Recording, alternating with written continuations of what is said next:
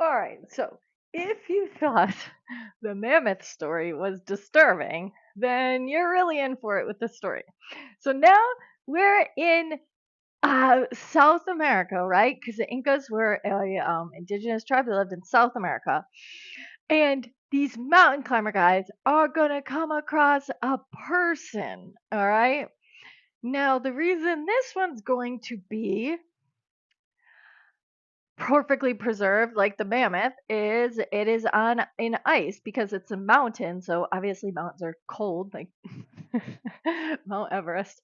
All right, so now let's see where they get to the person. Okay. And they think, oh god, this would be foreshadowing even though it's a nonfiction article, so this would be a true story. um you could say it's foreshadowing they're going to find the mummy. And okay, this is where we find out stuff about the culture, we could say. You would call this archaeology. Archaeology is the study of cultures and societies from a long time ago by finding like mummies and artifacts.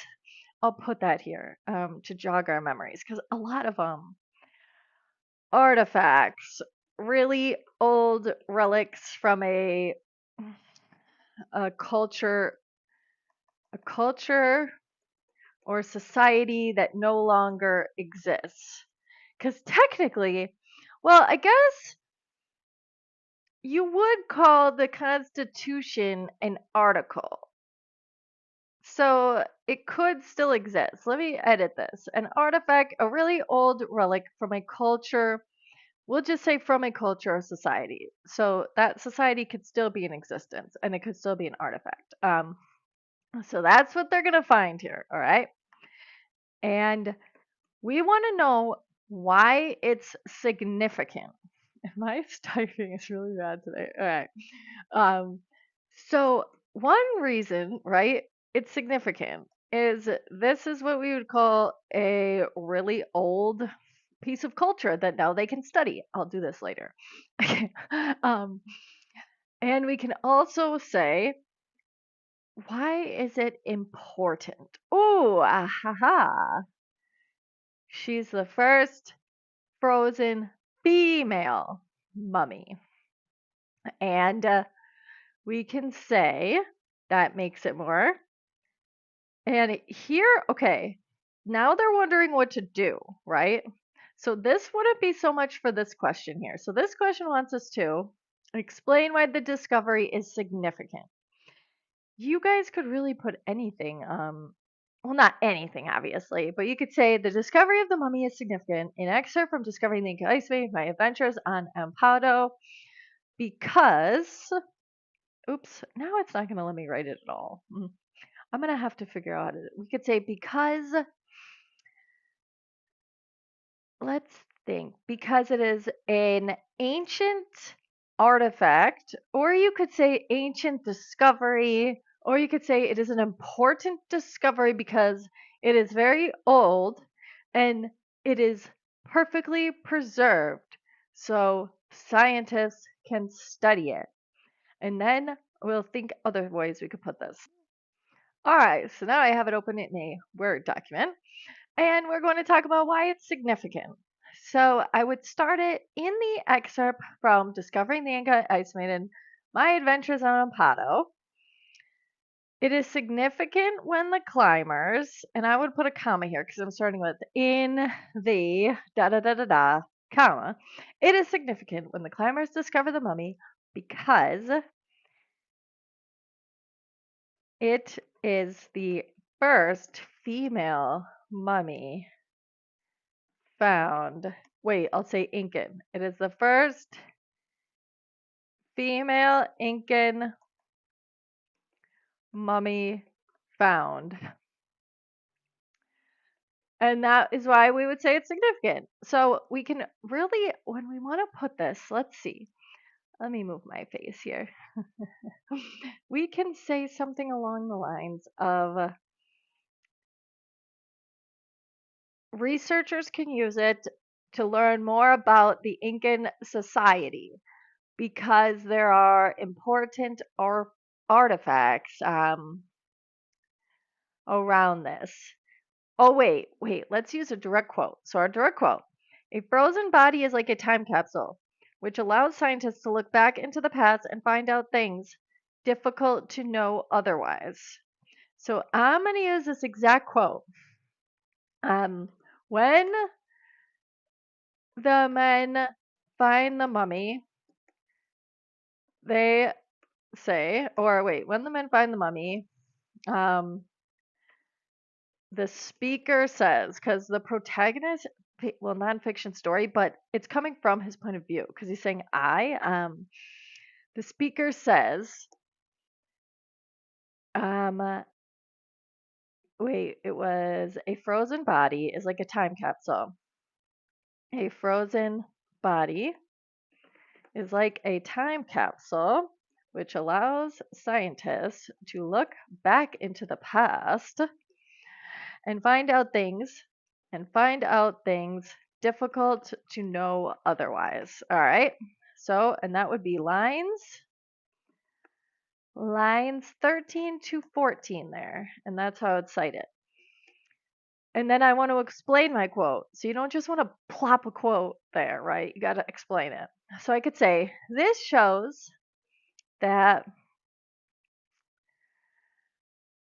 this shows why the climber's discovery was such an exciting event. So I'm kind of using a different phrasing. So if I say something's significant, it usually is going to be exciting, right? I'm just kind of changing it up. All right. And then another piece of evidence, he literally says he's excited. I grew more excited as I remembered that only 3 frozen mummies had been recovered in all of South America. That's a big deal. I'm going to paraphrase this one though.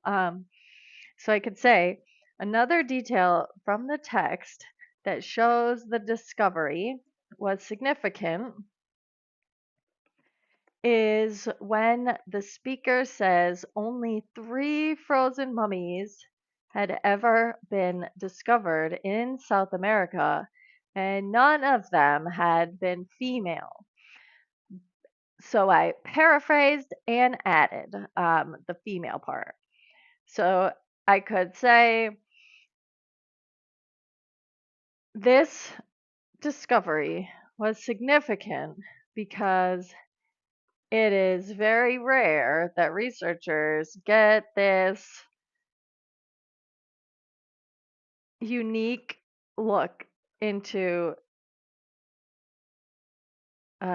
ancient human civilizations. And this would be an example of a very wordy response because I tend to be kind of wordy.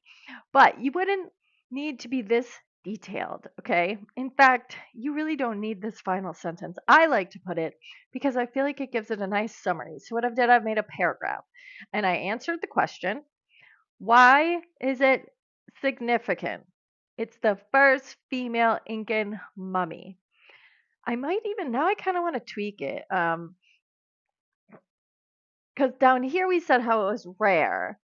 Well, no, even though it was not only was it rare, it was female, and the fact it was a mummy at all, because there was only 3 ever found. So that makes it exciting, rare, significant. And that's how you do an written response when they're asking you to state why something's significant. You could also use evidence from the text. The guy saying he was excited. Wait, and if we were going to find his name.